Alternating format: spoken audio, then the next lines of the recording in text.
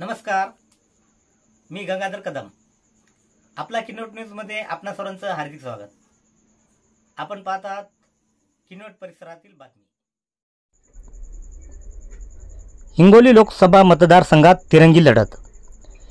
हिंगोली लोकसभा मतदारसंघात डॉक्टर बी डी चव्हाण आघाडीवर. डॉक्टर बी डी चव्हाण यांना संपूर्ण बंजारा समाजाकडून एकतर्फी जाहीर पाठिंबा. महाराष्ट्रात एकही प्रस्थापित पक्षाने बंजारा समाजाला उमेदवारी न दिल्याने बंजारा समाज नाराज.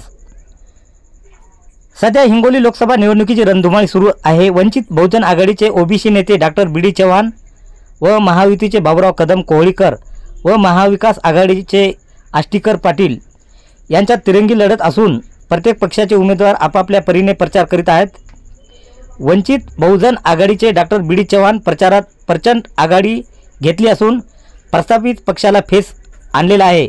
वंचित बहुजन आघाडी ही गोरगरिबांची पार्टी असून भव्य दिव्य प्रचार गाड्या मोठमोठ्या प्रचार सभेला लढत बगल देत ग्रामपंचायतच्या निवडणूक प्रमाणे घरोघरी जाऊन डमी मतपत्रिका वाटप करून मतदाराचे दर्शन घेऊन मतदान रूपी आशीर्वाद मागत आहेत.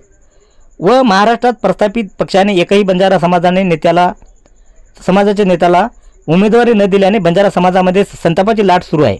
म्हणून हिंगोली लोकसभा मतदारसंघातील संपूर्ण गोर बंजारा समाजाकडून वंचित बहुजन आघाडीचे हिंगोली लोकसभेचे उमेदवार डॉक्टर बी डी चव्हाण यांना गोर बंजारा समाजाकडून एकतर्फी जाहीर पाठिंबा देण्यात आल्यामुळे आपकी बार डॉक्टर बी डी चव्हाण खासदार हे विद्र सत्यात उतरण्याची दाट शक्यता असून बंजारा, बौद्ध, मुस्लिम, आदिवासी, माळी, गोपाळ, परीट, गवळी, धनगर, मातंग, वंजारी, पारधी, बेरड, बेलदार, लहान लोहार, पाथरवड, सकलकरी, गोसावी, नाथजोगी, पांगुळ, शिंपीसह ओबीसी समाजाकडून चांगले पाठबळ मिळत आहे. त्यामुळे वंचित बहुजन आघाडीचे हिंगोली लोकसभेचे उमेदवार डॉक्टर बी डी चव्हाण यांची विजयाकडे घोडदौड सुरू आहे. परिसरातील बातम्या पाहण्यासाठी पाहत राहा आपला किनवट न्यूज. लाईक करा, शेअर करा, कमेंट करा आणि या चॅनलला सबस्क्राईब करा.